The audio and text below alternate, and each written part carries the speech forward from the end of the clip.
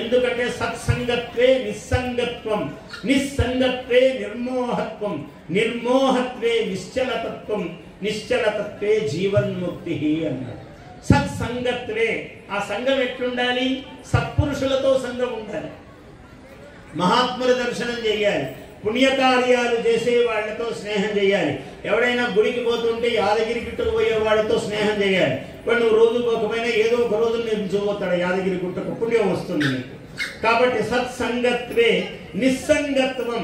ఈ సత్సంగములో నిస్సంగము అంటే కర్మతో సంగము దూరం అవుతుంది. ఆ కర్మ సంగము నుంచి బయటపడతావు నువ్వు.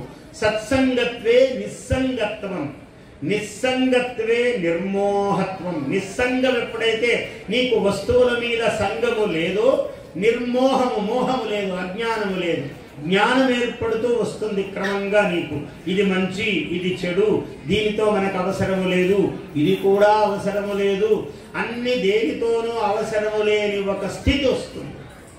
నిస్సంగత్వం, నిస్సంగత్వే నిర్మోహత్వం. నిర్మోహము ఎప్పుడైతే వస్తువుల మీద మనుషుల మీద మోహము లేదో, నిశ్చలతత్వం, మనిషి నిశ్చలముగా అవుతాడు, చాంచల్యము ఉండదు. నిశ్చలతత్వే జీవన్ముక్తి అన్నాడు.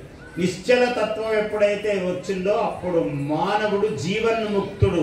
అంటే బ్రతికి ఉంటాడు, అన్నింటిలో ఉంటాడు, కానీ దేనికి అంటడు. అటువంటి ఒక ఉత్తమమైనటువంటి జ్ఞాన దశ ఏర్పడుతుంది.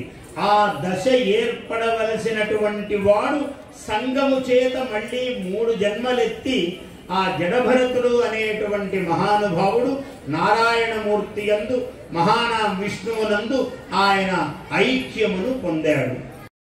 Please subscribe to our YouTube channel. Like and share this video.